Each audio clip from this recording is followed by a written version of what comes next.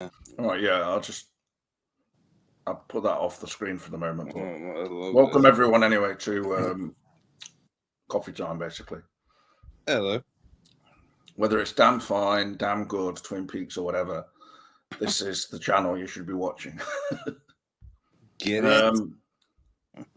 Yeah, get it. Get it. So just put that off for a minute. That's partly highlighted to me because of the Scottish comedian Limmy, who was covering Are You Being Served, and he was playing all of Mrs. Slocum's pussy jokes, and I'm quite surprised that he was even put out at like prime time. Back in the day. It's pretty risque back then. I mean, she kept talking about there's a scene where she just goes, "Oh, I left him out in the rain, and my pussy was so wet. I had to stay up with him, please." I remember that. Yeah, it was one of the shows they ran over here. I used to love that show. I used to like it when I was little, just in terms of that and Fawlty Towers. They would play the interactions between the somewhat, the camp guy with the blonde hair, and then trying to interact with the staff, and then the fact that Wendy Richards, who was in it, she was later in EastEnders, of course. So the flamboyant gentleman was one of the first times I realized as a kid that there's like an openly gay character on TV. Yeah, there was never really much like that before that I'd seen of. I mean, as a youngster, I just thought it was like, okay, he's just sort of like, into theatre or something. I don't know. When you're young, you don't really analyze these things. At first, I thought that, but then, it occurred to me something's going off here. Yeah. The worst he would get is I would say that someone's like a girl, but then I wouldn't say that because I knew that that's offensive. And he wasn't acting like a girl; he was just acting like a manager, because it's an exaggerated version of what like a manager can be like, as in, "Oh, have you done that thing that I asked you to do?" But he's like, "Oh," well, not to that extent. Well, he's the pushover man type of manager. Yeah, but a good manager, actually. To the nth degree of being effeminate, basically. Well, the women in there are the ones, like, they're the main characters, really, aren't they? For the most part. Then there's the other guy, the taller, dark-haired guy. I just used to like the department store depiction because back then, this is how things were. Like, even in the town I grew up, there was a department store similar to that. It had deteriorated to that point where it was like just selling probably computer games and things like this, or toys upstairs, but it was gone all a bit dusty and certainly not like that. I mean, this was more of a southern England type of, as in closer to London and all that kind of thing place. But it was basically just like an old-fashioned department store where everything was looked after, and so it was unusual to see for me because I'd never really been anywhere like that. So not in the normal sense, because we had department stores or places, but it was modernizing then. Like it was almost like a throwback, wasn't it? Are You Being Served? So. Sort of. It wasn't. I mean, it was pretty much of the time, but it was of the time. It was like they were stuck in this sort of. It was a throwback for me because I don't think I was probably watching it in its first reruns. It wasn't, live. It was supposed to be like a department store that had stayed stuck in the past a bit, almost going back to the 60s or something, I think. That was was it made in the 70s or the 80s? So it did have this even... Another reason I'm mentioning it is because I know that David Lynch and Sabrina Sutherland were familiar with it, because do you know when she dyed her hair that like purple or whatever it was? Sabrina? Yeah. Sabrina Sutherland, the executive producer of... Yeah. Lynch commented to us, I can't remember how this was done on social media, but he said that she looked like Mrs. Slocum. So I think he may have been familiar with that from, obviously, America. Clearly it was shown there and popular. Oh, yes. Yes, But big of course, time. he was also in London, for some time making The Elephant Man, and it would have been on TV back then for sure. Around that time, early 80s, it was like just standard, TV back then. I don't know what year it was they continued making it, but like you said, repeats as well. Mm. What everyone joked about back then was like, "Oh right, it's Christmas Eve on TV. What's the BBC showing? Repeats." Like Faulty Towers. Faulty Towers. Are you being served? Like, oh yeah, like Benny Hill's coming Lemmy along. did a joke about this in 1978 on ITV. Do you know what the main film that ITV are? The independent, commercial channel, Channel 3 showed. When we had literally three channels. Scrooge at 9 o'clock at night. Well, A children's musical. you gotta show Scrooge. Yeah, but I mean, it's a mandatory thing. now what do they show on TV? Scrooge is almost like an extra little book of the Bible. Yeah, and it's Albert has Finney, and it's morals. it's a musical as such. But Oh, the Finney one? Yeah, that's a good one. well, obviously not Scrooge because that was later. So There's many. yeah, Scrooge. I've seen many versions. Yeah. Anyway, I mean these. Probably. It's just Lemmy was talking about how the fact that it was shown at like 9 o'clock at night, even though it's basically aimed at. It's not a children's film; it's a family film. And so that allowed, like, if you look at a family film back then, it would almost be a PG type of situation. Right. And so the family could go and see it, but there would still be elements in it. For instance, I mean, yeah, look at, like, say, Coming Nearer, into the 80s, like Raiders of the Lost Ark. Like that at the ending specifically, and at the start, actually. I would say now that would almost be given a 12 if that was released new now. And done with our special effects as well. Like the first one's weird because in the script it says that when he first slept with Marion, she was like 12 instead of being. No, I don't mean because of that aspect. Being like 15, 16, or 17. Yeah, I'm not talking about that aspect. I'm talking about. I'm just thinking of that, like as far as an adult aspect of it, that's kind of more hidden in the subtext because it's. Yeah, but I'm just talking about the things which are obvious, and I think the film is like. It scared the shit out of me when that thing first opened. Unusual, like because it's. Hopefully, this new Indiana Jones film will have something approaching that, but I find it unlikely. But I mean, just like for instance, the Alfred Molina character being, who goes on to play Dr. Ock. Like, I mean, a lot of people probably don't recognize. That was his first role, apparently. Was it?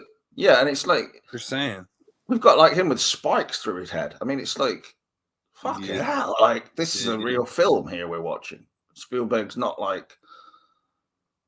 This is not just for kids, basically, is what I want to say. It's like it's a very well made, at times brutal film, I think, with the fighting of especially the scene, of course, with in front of the aeroplane, I mean, you might know this. Am I right? Did Mangold do the Bruce Willis time travel thing? Oh, you mean Looper? Looper. Is that one of his? I don't know. I'm not really I'm not a huge Mangold. Like I'm not sort of like following these directors nowadays, modern directors, often because they're sort of like journeyman directors, aren't they? But I thought I had heard that he did that film. I mean, it's just there's anything wrong with that, but it's just they're going to do time. Well, it's a good sign that it's not like anybody heralds films now and says, "Oh, it's a James Mangold film." So. Although I do think, obviously, they've chosen him because he's a good director, but it's not because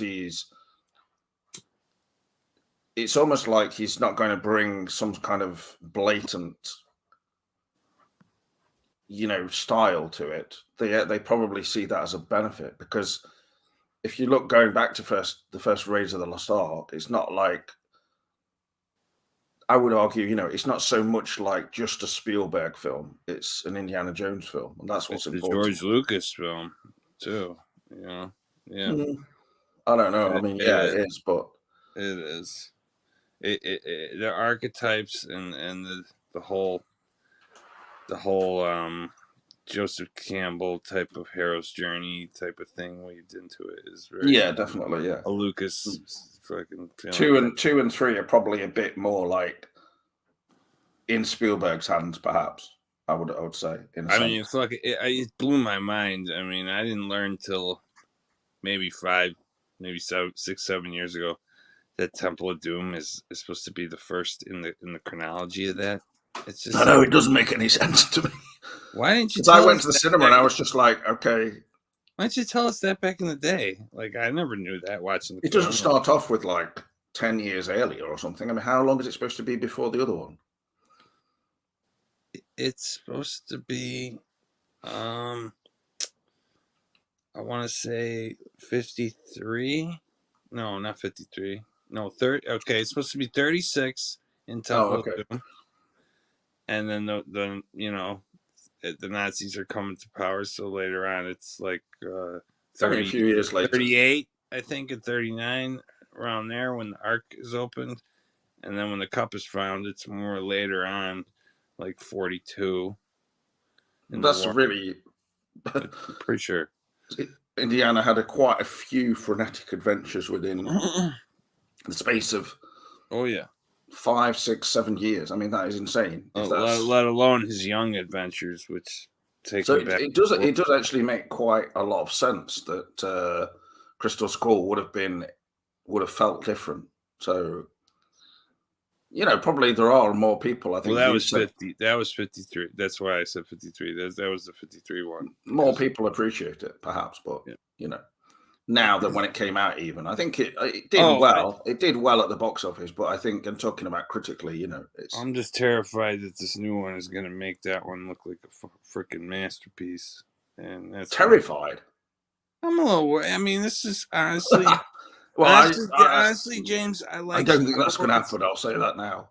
I like Star Wars and everything, but it's not like Indiana Jones. Indiana Jones. No, but do you not think the fact that Spielberg has said, "Okay, somebody else do it," is him essentially admitting that the fourth one was a bit of a failure? It should have been like they should have gave it to like Christopher Nolan or somebody that had like the utmost. No, that would have been. No, I'm serious. I would have gave it to Nolan. What, based on Tenet? No, not based on Tenet. Based on like his whole filmology. He takes it very serious. He's very serious. He takes the themes, of stuff very, very serious. No, but that would have just taken like Indiana Jones completely into another sort of direction, and I think it's too. Whilst a Christopher Nolan Jones film would have been good, it's like it's just not going to happen. That's just too much of a risk for the studio and things. So, like an Aronofsky, somebody that is just a little more a cut above everybody else. Mangold is. Well, I think Mangold is a cut above everybody else, but is he really though? I mean, I barely. Oh, this is just going round and round. I don't know. Well, okay, what's your favorite Mangold film? Can you name one? Like, let's move on to another topic now, because all right. This doesn't really interest me anymore. So, I mean, to me, I really care what happens to Indiana as a character. He means a lot more to me than some Star Wars or even some Batman. To be honest with you, I love Batman. I care more about Indiana Jones as a character and his legacy. I used to read the books, even like the novels and shit. So. They had so many novels they could have just chose from as whatever. Okay.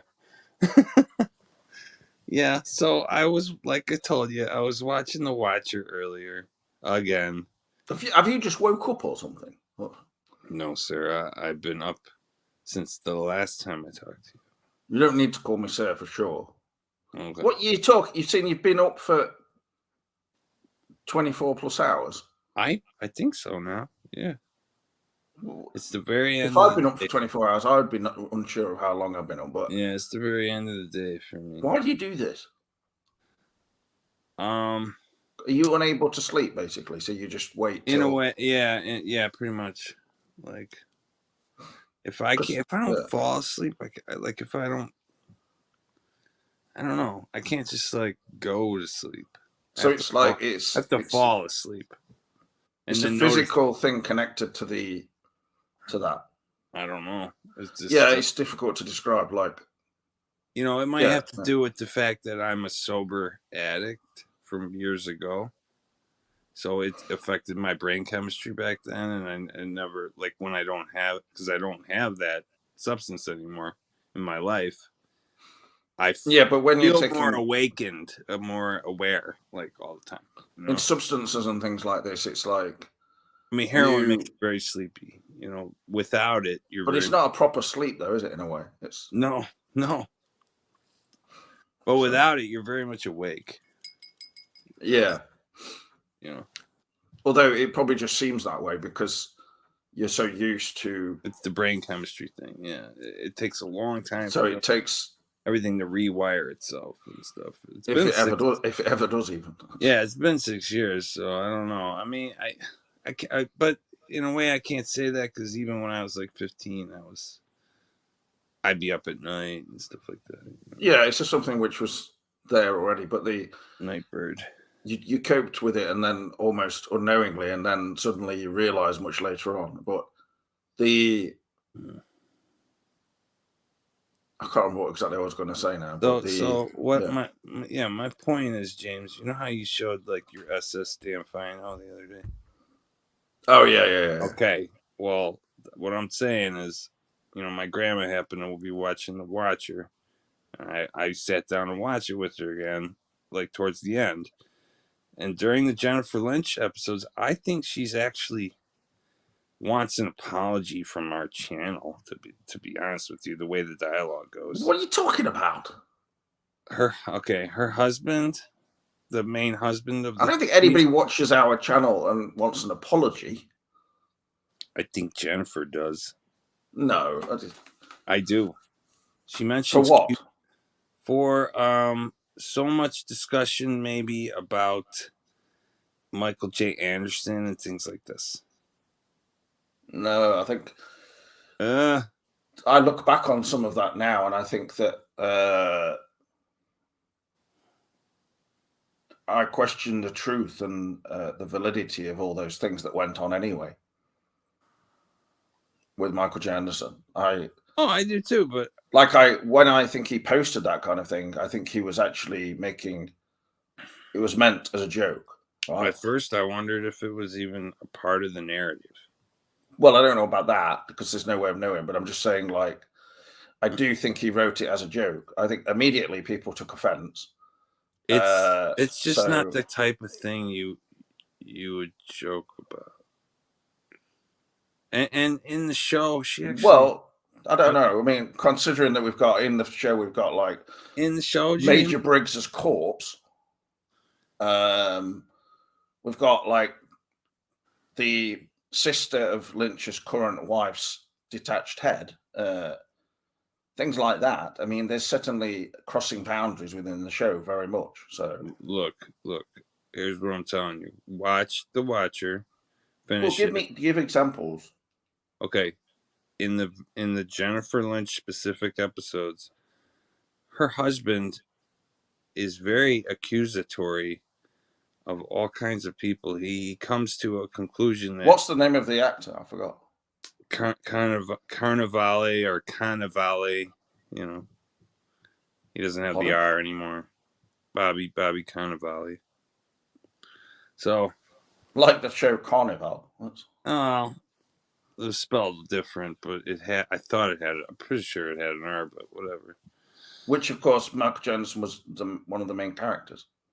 Yeah, and okay? You want to get really strange in the show?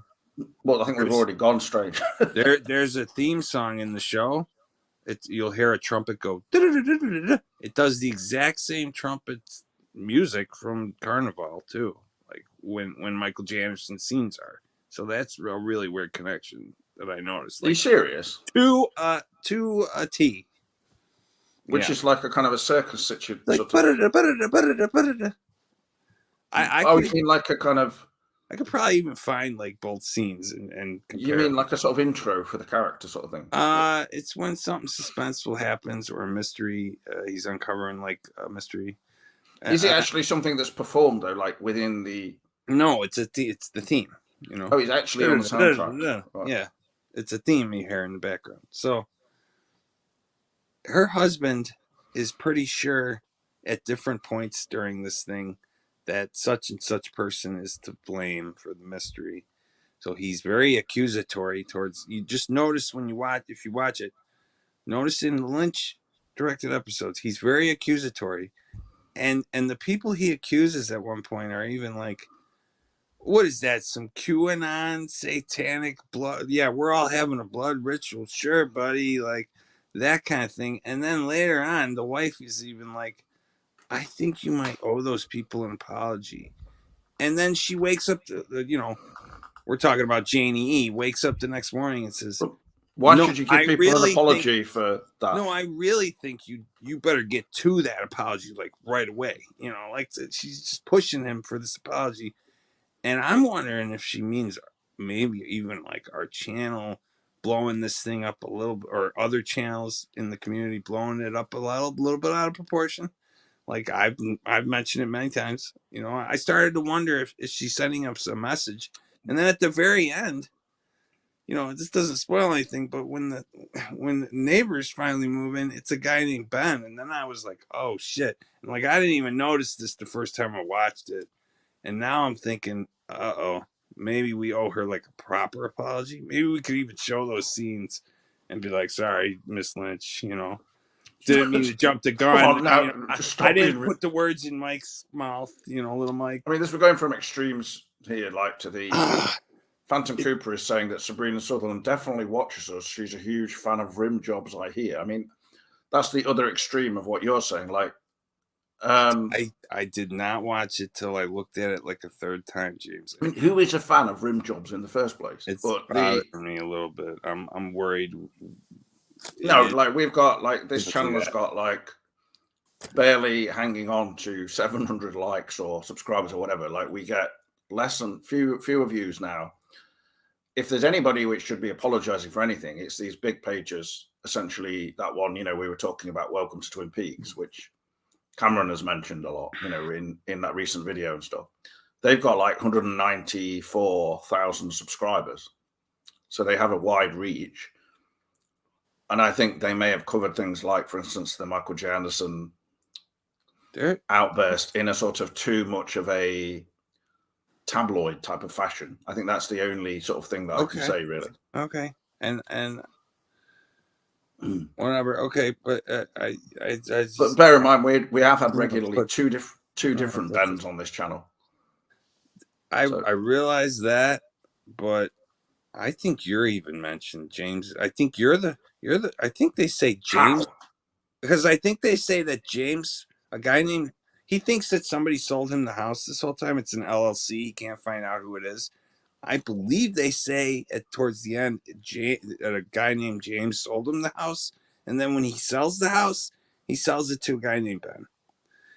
I just thought that was a little weird. And dude, there's a guy in the show that murders his daughter, like just like Leland. And there's I didn't notice this the first time, but I'm starting to think about it more and more. And I think she's a man murders his daughter in it. That's like a bit, and acts a lot like Leland. Is like almost like another Phantom Cooper. Just calm it down. I mean, it's bizarre.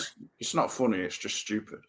It's bizarre, James. Like I started to notice connections all of a sudden that I didn't even see the first time, and I'm wondering if it's we owe. I don't know. I think that we owe maybe the family an apology or something. The Lynch. Well, I've apologized to Cameron for what. No, like the Lynch family, like David and his daughter. No, but I'm saying that, for instance, they only know me essentially through Cameron, if anything. Jen, I'm talking about, because she was interviewed by Cameron. Maybe I'm just talking for myself, like things I personally said and wondered. No, I don't think that it's. I don't know. I think you're making it into more than it could be, but I think that on some level of like thought, you know, everything definitely has an impact. But I mean, let's be I real. mean, Bro. let's be no, but let's be real. Like, for instance, the main squabbling on this channel has been between me and Cameron. That's what it wasn't me like calling out Jen Lynch or somebody, was it? The QAnon comment made me. That's what really made me think.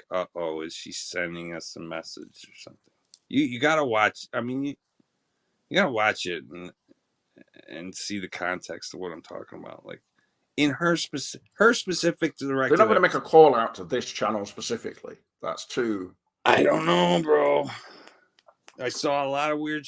Like when I watched it tonight, I saw a lot of weird. I started to notice a lot of weird coincidences. Like, I don't think this channel, for instance, is entertaining enough to keep people watching for the entire videos usually, but there are like a small group of people who watch them. So all I can say is thank you to those people. But sometimes I do wonder like why they keep watching. But well, here's what I'm saying, James. You know what that would be like if somebody accused your family of something like that and then putting it into a narrative. I mean, it from the get-go, it was always weird that she even wrote for Laura as the book and then whatever. You know, it grew out of really Michael J. Anderson's comments, but don't you think like her going on a time ago? Just as an example, I think that in terms of sense of humor and everything, it's not really one that I share particularly. But I mean, I read some of her interviews. She's very. Can I just finish what I was going to say? Yeah, about stuff. Just you smoke your cigarette now or whatever, and I'll just talk for a second. Like with Jennifer, she said to Cameron that she thinks Inland Empire is her father's worst film because it lacked Mary Sweeney working on it. Like this is very just off the cuff kind of talk. And to me, the way I interpret that, she's saying she still wishes that her dad was with Mary Sweeney. That's it.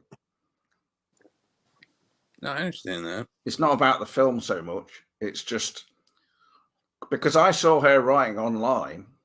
Jennifer Lynch is very just like straight up, you know, as Paula Abdul said. Like it, she wrote like about her dad being with a bimbo, and I was like, what the hell? But this is social media for you. Like I've heard people tell me that basically they go around and with his new wife, she'd just be talking about women's magazines and stuff. And they'd be just like, oh,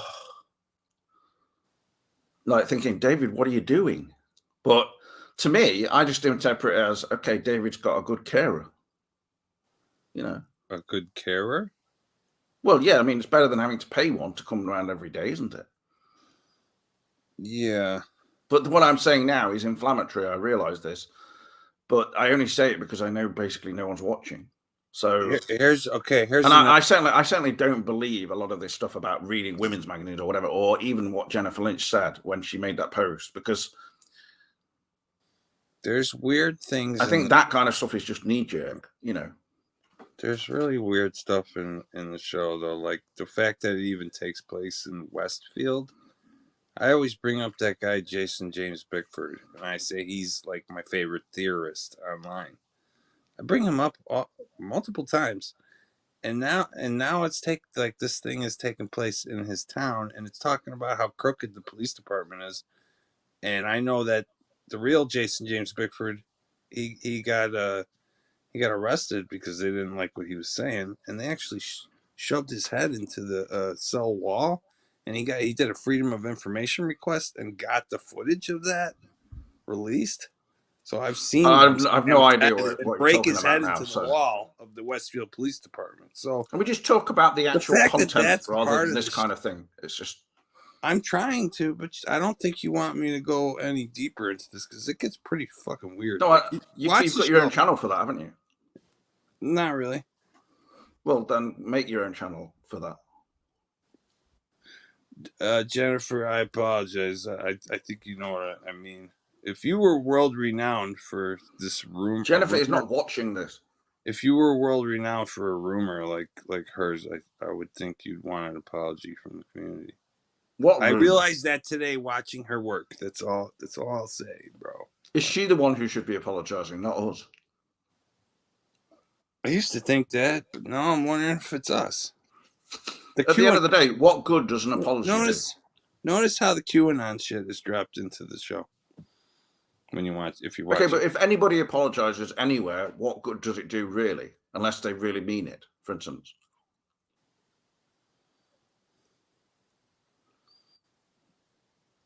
What I'm saying is, I feel like this whole show is about a man jumping the gun about a rumor. That's the core of the show, and you're not even sure if he might even be right about that rumor. That's the whole point of the Watcher. So I'm just saying I might be right, I might be wrong, but I don't know for a fact, and I didn't mean to talk like I did. And Jennifer, I owe you an apology. I feel like that's the point of what you were trying to say. I don't know if he watches it or not. Okay, let's just watch this for a moment, okay, just as a different sort of thing, and then... Okay. Mrs. Slocum, Miss Brahms, 1 minute late. You're lucky to have me at all, Captain Peacock. I had to throw my pussy out before I came. I've been out all night. Well, if I'm not home on the stroke of 6, my pussy goes mad. I never have any trouble in getting up in the morning. Like, my pussy's just like an alarm clock. Every morning at 6:15, it drops its clockwork mouse on my pillow and it won't give over. Not until I've wound it up and had a game under the... Wonder I'm here at all, you know. My pussy got soaking wet. I had to dry it out in front of the fire before I left. Well, if I'm to spend an evening in this club, there'll have to be accommodation for my pussy. It must have been awful for you. Oh, it was. Well, Mrs. Axelby could see That the hair colour now. state I was in, so she went straight up to the sergeant at the desk and she said, "Have any of your constables reported having seen this lady's pussy?" Well, I can't stay too late. The man next door is popping in every half hour to keep an eye on my pussy. Well, now we've got that sorted out, can we get on? I've got to get home. If my pussy isn't attended to by 8 o'clock, I shall be stroking it for the rest of the evening. There he sits going down. And I've only got to go upstairs to my thought it was at flat, put the 6. kettle Now on, she's and have a changed to nice 8. cup of tea in front of the fire with my pussy. Mr. Humphreys, leave my pussy alone. For God's sake! Well, I just do simple cooking Right, to this- my own taste. I'm just But pausing you, it for 1 second. Did she say that every show? Sounds like it. Like, Ah. she Well, said earlier, I've got to be home by 6. Then she says she changes it to 8. I mean, basically, it could be any hour of the day. Mhm. And this green hair, I mean, I don't remember that. But that is just... Oh, I remember it At what changing. point was that Any- ever in fashion? Many different colors, but I don't know about the green. Yeah. I probably started Is out. she actually supposed to be aware of the meaning of the word pussy and being related to anything Well, know, that's what I'm trying to say. personal? When I was 9 and I started watching the show, I probably thought she was talking about the cat. But by the time I was like 12, in the later seasons, With me, it just went over me. I didn't really... at some point I realized it wasn't a cat she was talking about. I knew that she was like a funny character, but I didn't quite...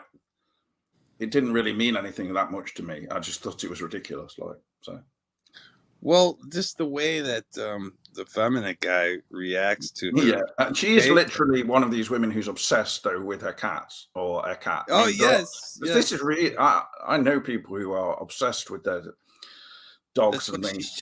That's why she's changing color hair. She's an old school cat lady. Even where I live and then other places I've been, like people having like pets and stuff. Like say where they're living, they're setting their rules and things, or they're just like, oh, forget about that. I'm just gonna have like a dog, a cat. So can I ask you something? Because as an Englander, Yeah. So I grew up watching this, and then of course I've watched Clockwork Orange, and Kubrick, Right. as Yeah. the lady with the blue hair. Was this a style at some point for older ladies in their country, or is this some kind of state? No, not. I think it's only a. It was, in fact, yeah, in the 60s, It was. 70s, even going to the 80s. It was called a blue rinse initially. So sometimes it could be more stronger, like certain colours, but going to like this kind of green. I mean, this would be an unusual choice. She's taking it to the nth degree. There would be people. You are still people There who dye their hair was. very bright colours, but Yeah. And now, like older 60s. any age now. Well, any So- age now because of punk, and the whole movie. No, not just because of that. Yeah, I mean, it's just there was this fashion now of like young women dyeing their hair like basically grey, but it's sort of like this silvery. And I'm like, why do you want to do that? But Right. see, it's like somebody saying, why do you want to shave all your hair off, James, when you may as well make the most of what hair you've got, but Well, because I watched Kubrick today, and I think, is he actually commenting on like blue-haired This. feminists? well, way this was, then, or is this an exaggerated it's like an this idea of basically, silvery blue hair like you're talking about? I think the thing with his parents in A Clockwork Orange, the film, is that they're sort of happy with their lot in a strange way, and this sort of sitting. You go to the salon, and like we used to have these kind of big things, which I would be, of course, fascinated by, where women sit in them and it dries the hair like Yeah. just dry and set or whatever. They don't have that kind of stuff now so much, probably because they were just taking so much electricity and just they're impractical. But Well, my mom had they those. still have stuff like these now. in Though. shop, You can yeah. still find places, but Get your full blowout or whatever. yeah, they do. basically, Alex is completely in comparison to his parents. He's almost like just embracing this impossible to reach past with his obsession with Beethoven, and then at the same time, just kind of basically F you to everything of that time. This sort So of, there's a lot of that actually in The Watcher too. That an appreciation of the past that you can't really hold on to, kind of thing. yeah. I mean, I don't think that Alex's his underlying sort of obsessions in themselves are wrong. It's just that he takes it to this degree of like insanity where, Well, in the book, he kind of views himself as cultured, whereas other people are not. well, he is to an extent because he's listening to those small tapes in the film but he's going into this sort of He's on the hi-fi, like cutting edge back. semi kind of orgasmic state, listening to Beethoven, and then he's got like, for instance, the statues, the small ornament of the dancing Christs, which is like obviously Right. blasphemous. He's Speaking of 12-year-old girls, He's those- rejected. those Well, are 12-year-olds that he takes home. not in the film though. But Not in the film, but in the book. And he's he ripped totally, basically, just rejecting any morals, isn't he? Well, he's a piece of shit, bro. I mean, he's raping ladies that, Yeah, but the question is why? It's because of he's someone who should be like, do you think he's a product of his society, like they say at the prison? yeah, but I think also there's something wrong with him in terms of, Well, he says like, "Vidi me this and vidi me that," and that's like his way of saying, "I see something." So it's neither of his parents seem to care anything about him, but the thing that Kubrick portrays them as almost like too old to be his parents. So is he actually living with his grandparents or something? I mean, it's like I did wonder that at first. he's just completely rejected by any wider society. When he tries to interact with it, he just goes into basically totally criminal actions. I mean, he's a member of a gang with Cotton. Gang culture is rife, which now, of course, is incredibly the strangest, predictive of what. strangest looking gang I ever saw.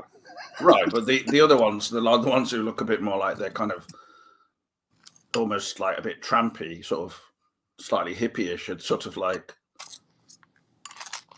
almost not as bad as as Alex's gang, the Droogs, but Droogs is, I assume, is the slang on druggies. I don't know. I think it's part of that because Droogies. they go to that Moloko. You know, here in this country, we've got a band called Moloko, and Okay. who are pretty good No, I actually. didn't know that. Yeah, From local to here, but I haven't heard that. what do you do? Are you eating cereal or something? I am just cutting up a salad here as I talk. And Sound effect. Listen to the sounds, James. Listen to the sounds. well, this is the good thing about having good headphones, you see. And I will say though, it's a little bit too Done. loud. You see. All right, okay, I'm done. Jesus. Well, just eat it. I'm a perfectionist when it comes to food.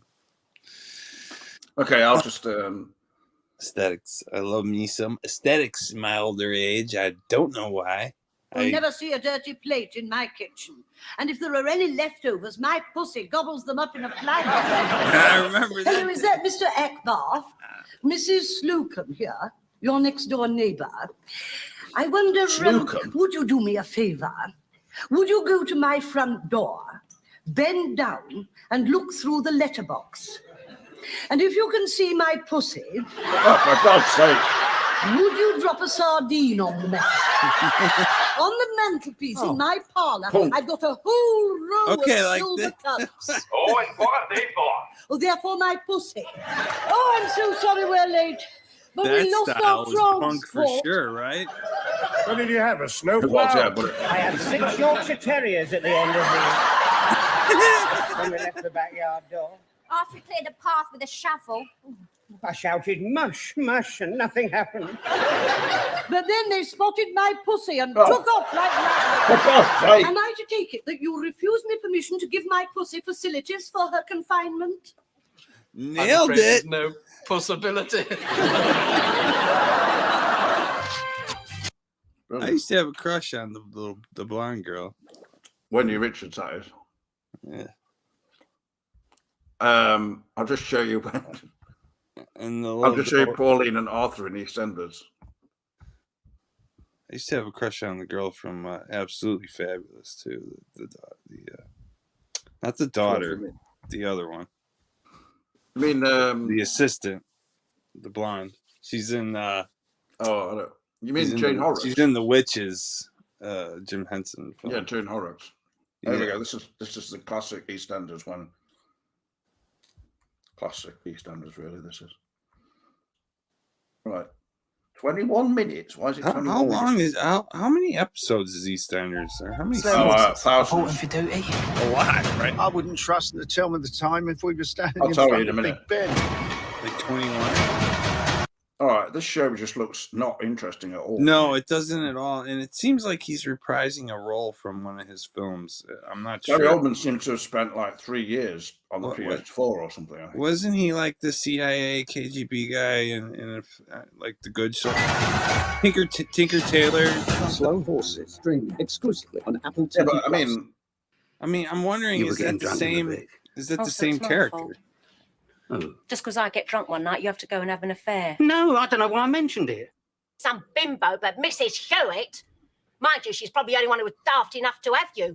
You've been having an affair, now you're trying to worm your way out of it. Not a chance. How could you do this to me? I'm sorry. Don't keep saying you're sorry! How could you do this to me, Arthur? I don't know.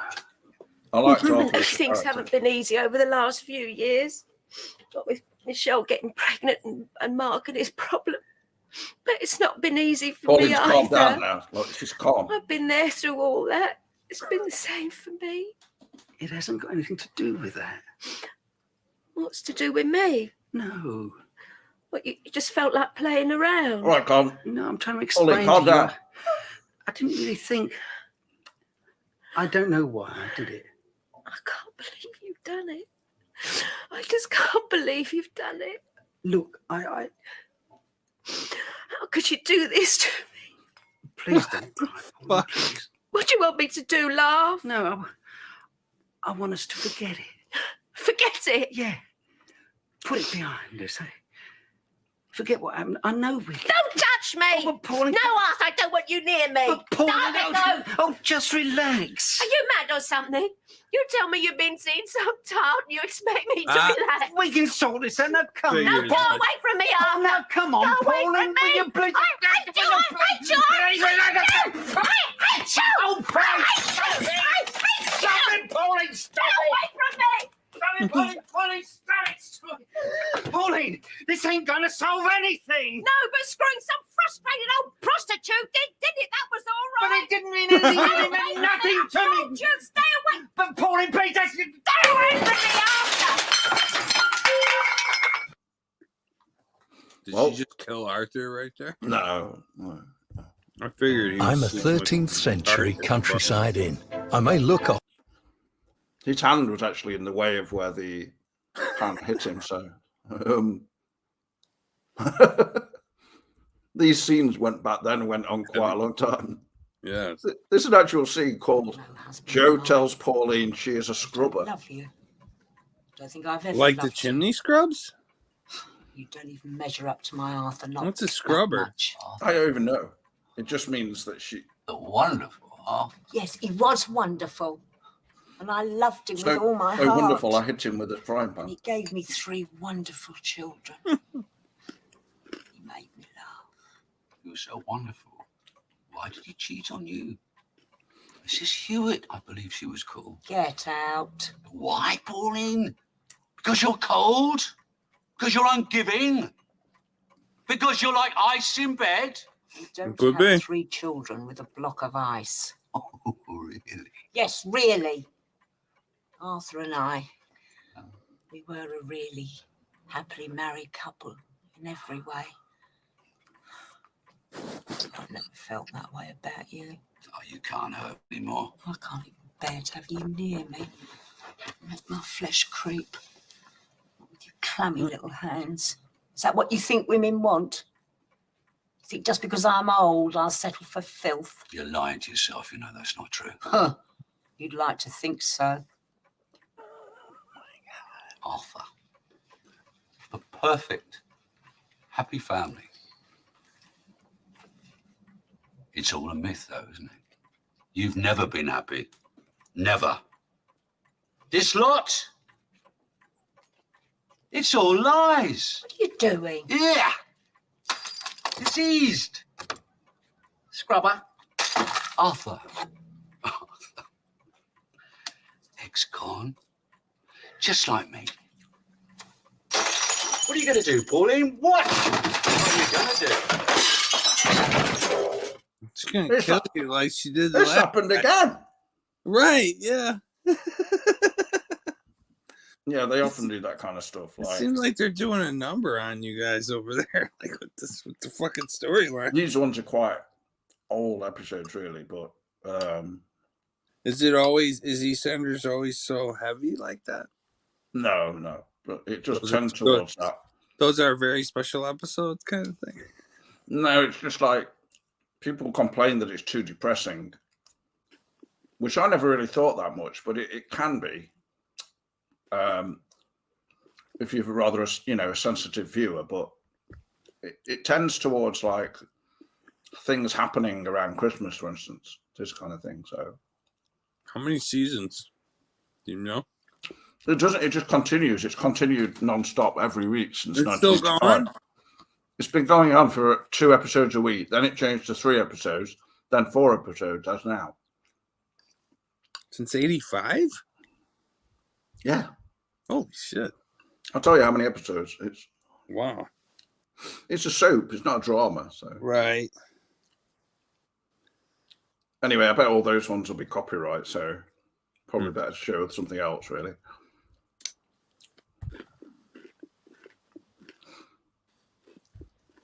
Hello there to Millie in the chat.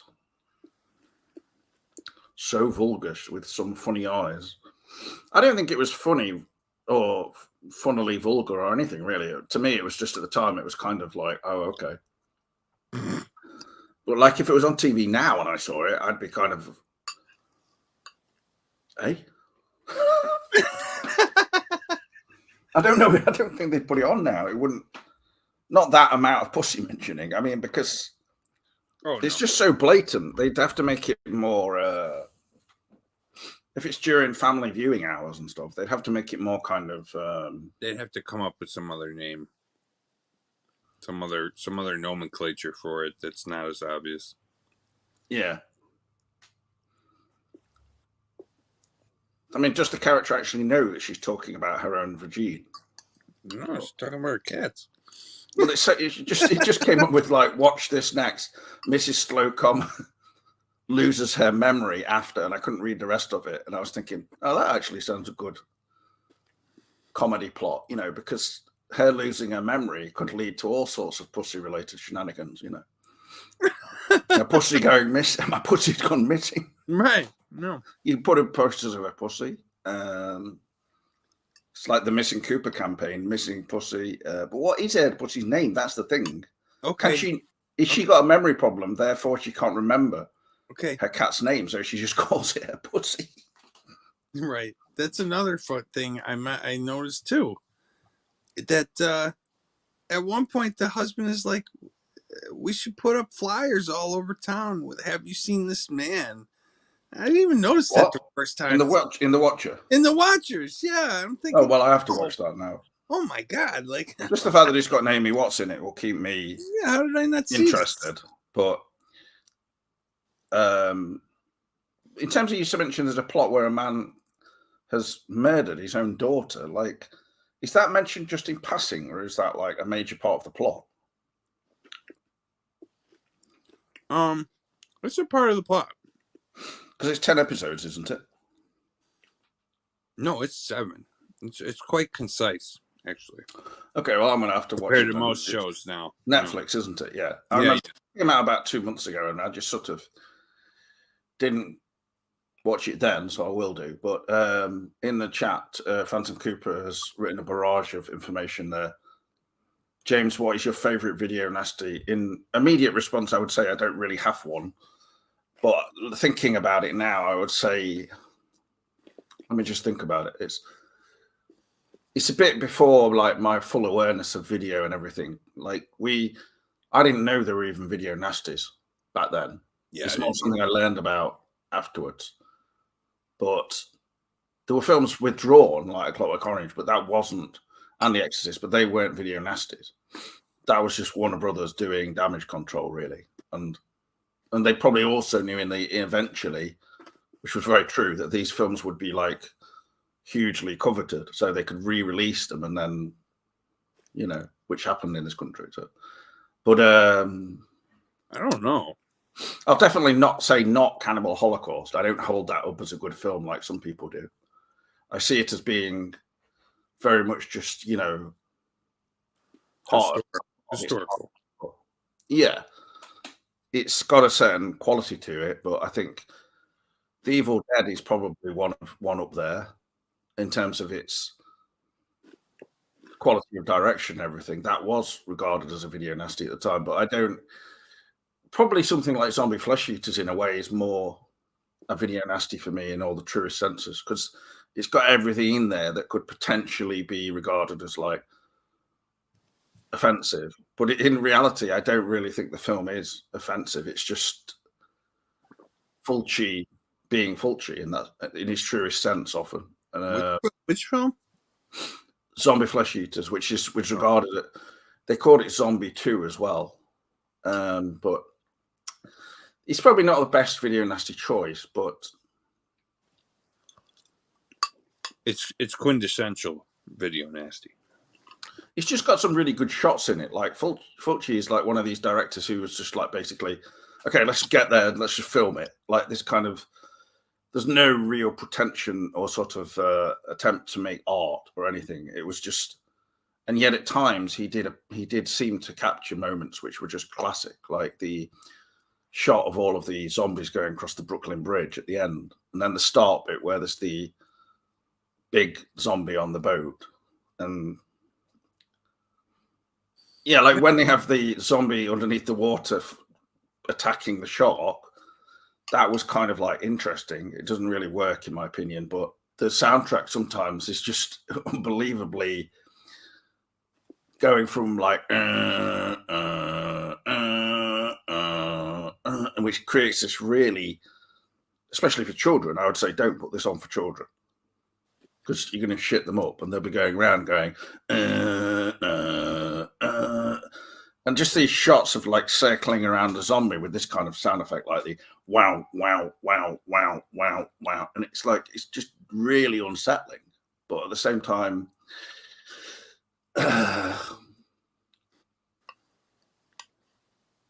there's this bit where this Caribbean music or something comes in all of a sudden. And it's like, what? You're just watching it and it's like, is this actually a bad film? Or does Fulci know what he's doing here? You know, and it's sort of the latter, really. It's actually well done. It's just, and sometimes that's some of my favorite filmmaking, like with John Huston, the way he made Wise Blood. You know, like if you watched that, which you did, didn't you? It feels like they made it sort of just on the way down the road. It's not like, I mean, they didn't have the budget for making it like some kind of massive piece. It's just like, okay, here's a bit where he's under this bridge, the trestle and everything towards the end, and he's just fell over, passed out or whatever. And then the police find him and stuff. And it is, I mean, did you not find some of it kind of at the same time as being a mood piece, etc.? It's hilarious at the same time. It reminded me of Marathon Man in a way, but Marathon Man came later, you know. Marathon Man? Mm-hmm. In the sense of the I'm sorry, Repo Man, not Marathon Man. Oh, well, it's also got like that's also got Harry Dean Stanton in it. So yeah, I mean, it does have that self-flagellation sort of thing of like, you know, him wrapping the barbed wire around himself, which was that was heavy, man. Yeah, that's pretty bad. Like his and then putting all the stones in the shoes and stuff, and it's brutal belief. There's people who do that's not as bad as in St. Maud though, where she puts all the pins in her. She steps right into the pins until they're in her feet. I mean, that's just horrific. But the thing with Wise Blood is it feels real somehow, even though it's all almost I don't know about surrealist. I'm not sure if that's the right word, but it had a documentary type feel for back then. It almost felt like they just filmed it on the streets of Macon or, you know, the places it was filmed in. And these were just people around there. Like a lot of them were actually locals. Those street scenes felt like very like a documentary filmmaker. Just with the potato peeler and the Enoch Emery. I mean, he's that character. The actor is called Dan Shaw. He later pops up in Air Force One. But he's really good. And he's a really much needed comic relief in that film, even though you do feel sorry for him because, you know, Hazel treats him so badly. On another note, the Frank Silva that we were shown in the last show, I did a little extra research on that. That's not, you know, right. that was Voltaire's joke. Yeah, I know. I did a little research on that guy, and supposedly he appears in The Sopranos somewhere. If his IMDb is correct. Some of that was just horrendous. Like the comedy was just really bad. But he did look like a little bit like him. Like he could play a Bob.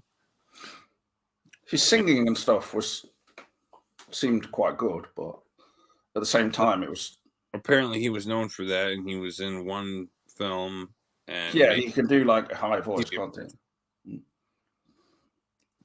It was very much like an old school thing. So that clip that we saw was from 2005.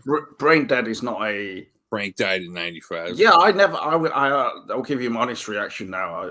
Sometimes I feel like I should just agree with everyone in the chat or something, but I never really enjoyed Brain Dead. But I'm not a big Peter Jackson fan, so I did think that Heavenly Creatures is probably one of his best films. But Brain Candy, Brain Dead. Brain Candy. What? Brain Candy. That's a different film or something, right? Mm-hmm. Are you a Peter Jackson fan?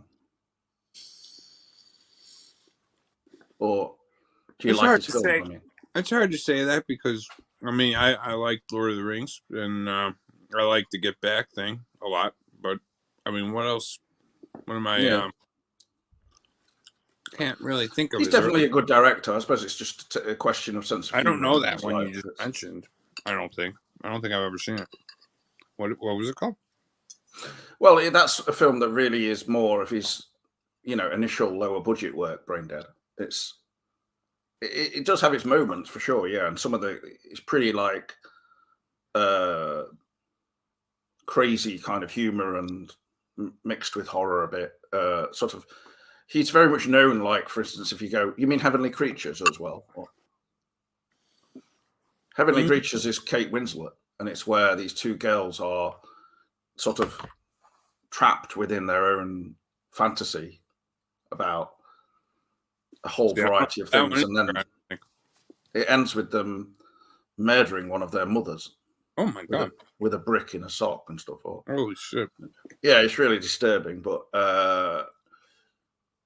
yeah, I mean, it's a bit like Terry Gilliam. I love his yeah, work, but there is a comparison point there, definitely. The early first film, I don't know, not really a fan. I think Terry Gilliam's a really good director, but the thing is, it's like some people are going to watch David Lynch films, and they're not going to maybe like every one of his films for sure. So, like, I can understand somebody not liking Wild at Heart, for instance. Whereas I've had other people, and that's their favorite David Lynch film, and they're like, "Oh yeah, I love Wild at Heart. Twin Peaks is okay, but nothing that special." Like, yeah, they're like all over Wild at Heart because it's so.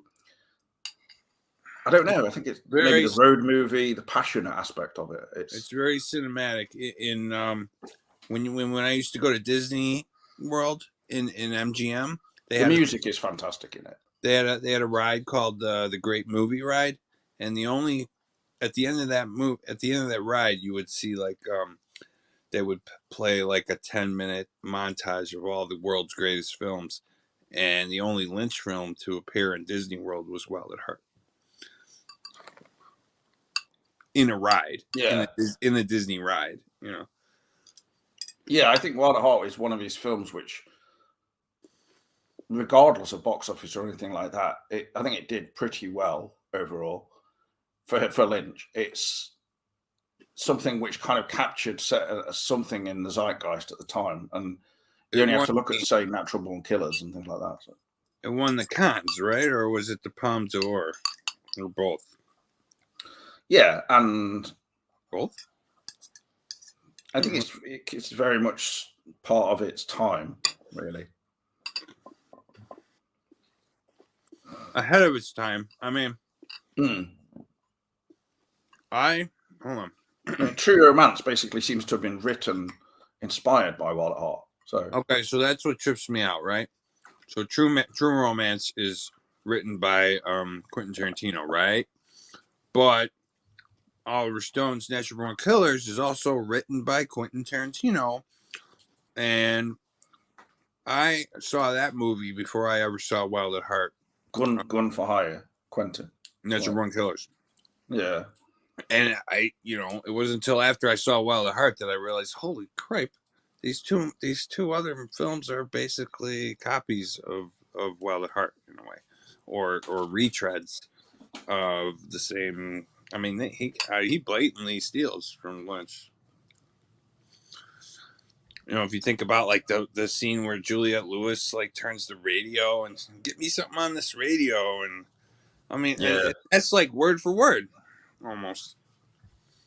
Yeah, and that's Oliver Stone, and then Oliver Stone also made Wild Palms, for instance. Wild Palms, another kind of rip-off-ish type of thing, with Jim Belushi in it, who later is in Twin Peaks: The Return. So I do enjoy that for their own things, but he sees a rhinoceros or something in his pool, doesn't he? Or maybe that's the rhinoceros that's mentioned in season 3. Huh?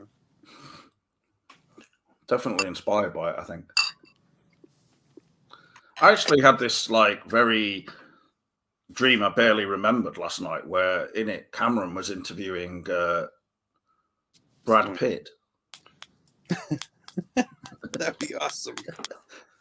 And then it kind of transpired as it went on that Cameron was using clips and like had put himself into the image though, so it looked really realistic. So it, like his side of him like talking, they were sat on these chairs just like a bit like Between Two Ferns with Zach Galifianakis, and the answers and everything seemed totally fine. Like he'd made it all link up perfectly, but then all of a sudden it was like it was going into that blue screen, and it had Cameron moving all around like this, sort of out of the frame, and it was like, oh yeah, it's not real. So. I was thinking, how the hell did Cameron get Brad Pitt on there? He's got pull. Well, I think Brad Pitt saw one of Cameron's videos where he's looking at all the K's in his Blu-rays and was like, I've got to get on that show. What? About California. Okay. Oh yeah. I don't think I've ever seen that film properly. Oh, that's an interesting film for its time. It's better than some of the other ones we were talking about in a way, I think, possibly. It's Juliette Lewis as well, isn't it? So. Yeah. It has she was in a lot of stuff back then. It has a Natural Born Killers type of feel to it a little bit. Yeah. I think of it's a bit grunge sort of type thing. And what's that movie that it came out before all those films though? I think before Wild at Heart too. With Sissy Spacek and was her boyfriend Martin Sheen, I think. Well, yeah, I mean that's a long time previous. The Badlands. 70s, yeah. Yeah, I mean all these are vigilante road movies, but Natural Born Killers and Wild at Heart are damn near like, word for word. There was a lot of dredging. I think the thing with Tarantino is he dredges up a lot of stuff. With Lynch and Gifford, it felt fresh. You didn't feel like you were watching a pastiche of a 70s film in Wild at Heart. It felt like its own thing, which is good. Yeah, it had original. Yeah, it wasn't entirely original, but it still felt like it was celebrating something rather than just. With Tarantino, my only issue with him sometimes is he's a bit like a video, hound who'll find like some curiosity on video or whatever, and then resurface it in a way without that much of himself. Like, so at the end of the day, you don't really know who is Tarantino. It's just you can only rip Kurosawa off like so many times without being called a thief and stuff like that. Yeah, precisely. And I think with Lynch's films, you definitely get a feel for the director. With Tarantino, I think you get a feel for other films, perhaps, sometimes. The Tarantino stuff is more cryptic, but it's on a more, I feel like I don't want to say a surface level, but it's the clues are not as intriguing, clever, or intriguing. They're there. But well, I mean, I'm not really into feet, so more artificial artifice. I feel like, I'd say the Hollywood one, the newest one, has probably the most hidden meanings of any of the movies he's made. Although, I mean, I don't see. I mean, do you count Natural Born Killers because he wrote it as a Tarantino film? I kind of do, in a way. Of course, I mean it's Yeah, it's directed by him. No, sorry, it's not directed by. It's directed by Oliver Stone, but it's written by him. Sorry, I've got him confused now. Like the film has a lot of Tarantino in it, but I think that Stone brings something to it which is arguably superior. So, for me, that's probably one my second favorite film of all time, maybe. After Fire Walk with Me. Yeah, I probably. I've seen that thing so many damn times. Over and over and over. What was that thing you were mentioning, saying you need to watch, other than The Other Side of the Wind? It's a guy's name or something. Or My Dinner with Andre. Yeah, My Dinner with Andre. Yeah, check that out. When was that made? Very clever script writing. I want to say it's got to be 78, Okay. something like that. Well, like I said, I think we should just leave this at a shorter show today, and it's Thursday today, so we'll be back. Something I did want to recommend to everybody. There's a channel on YouTube called America's Untold Stories, and they've been doing every, speaking of Oliver Stone, they've been doing every little character from the Kennedy assassination. They do an episode on each character, and they break down all the connections to the main event. It's just I'm starting to learn a couple of things. I mean, I've studied JFK for probably 20,000 hours or more, James, and I'm starting to even learn little tidbits that I had never heard before. So this is a pretty interesting channel. America's Untold Stories. This guy Mark Grubert, he seems to have. Well, been... it's a disturbing point to end the video on. So, thanks. So thanks for that. But for the, the things we still need to watch, I need to watch are The Watcher, of all things. Yeah, well, watching The Watcher, My Dinner with Andre, and The Other Side of the Wind. So yeah. Trying to think if there was another one, but we still have our ongoing cataloging project, but that's something we need to talk more about in private. And I think we could get onto that and kind of get it going quite quick, really, if we want. So, yeah, okay. Because it's not like we're going to try and make some kind of masterwork. We're just going to see how it goes, and then it could eventually become better in terms of quality, I imagine. That's kind of but I think it's best not to try and set yourself too high. Well, that's how that channel. That's how that channel's doing it. They're like, eventually we'll have one long thing with all these characters, but what's the channel called? We're just doing one character at a time for an hour, or so. America's Untold Stories. Oh, I thought it was something about cataloging. Oh, that's the Mandela catalog. Yeah, we still gotta check that out because that's very Lynchian, man. I mean, it didn't start out that way, but man, did it evolve into something like very heavily influenced by Eraserhead. I feel like just the imagery influenced by Radiohead. Eraserhead. Oh, yeah. What is influenced by Eraserhead? The Mandela catalog. As you get further into it, the imagery starts kind of mimicking. Where is the imagery coming from? Are they just homaging that black and white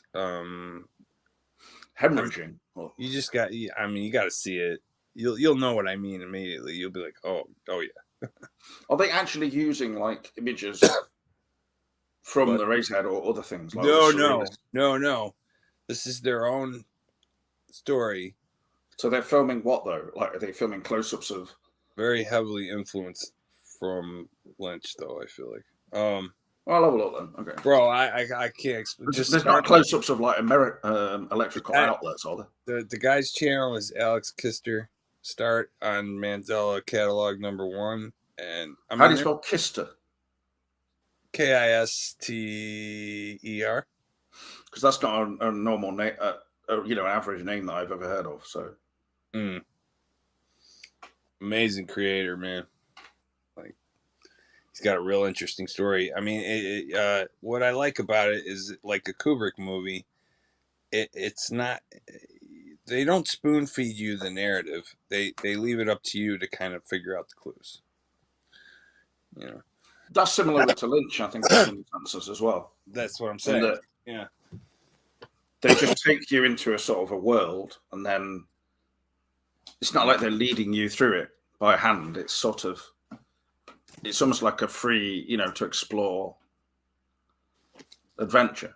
It's one of my, even though it's on YouTube, it's actually one of my favorite shows. Like, it's on this year. What is the Mandela catalog? Like, right, but it's not a show. It's a channel on YouTube. It's the analog horror series on YouTube, but it's very much starting to feel like a show. Okay. I know you watch a lot of YouTube stuff, so because it's like playing when in the background when I can sometimes. Yeah. Not criticising, I'm just observing. That's all. So. Yeah. Okay, no, we'll leave it there for today, and hopefully we can have a show before Sunday. Probably. Okay. We'll see. I don't necessarily want to do one of these shows every morning, like for the. You know, fair warning, James. When you watch the first episode, you're gonna be like, "What in the fuck is he talking? Like, what is this?" You know. Are you talking about The Watcher? The catalog thing. But all right. No, don't worry. Let me just finish now. I've got to finish. Give it. So thank you everyone for watching, and see you soon. Okay. All right. See you in the trees, Mr. Ben. Okay. All right. I'll see you in the breeze, then, Mr. James. Bye.